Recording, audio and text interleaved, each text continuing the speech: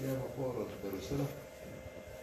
kecuali mau itu kecuali boleh terusela kita kan bukti mana saya orang itu yang orang pulau bani amat terus saya lepas saya pun saya lam katakan mana bani mau kusai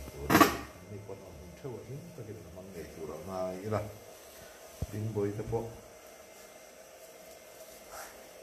boy satu ini pok kumal ini sukan kumal terbaik orang tin kusiah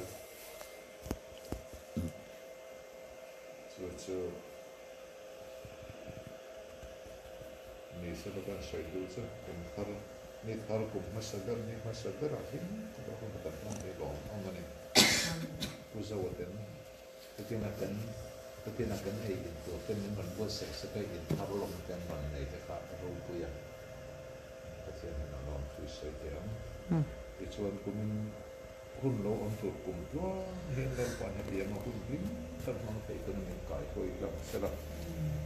sang hisap ni kan so ko akan tingkum lo ni le jual selah kita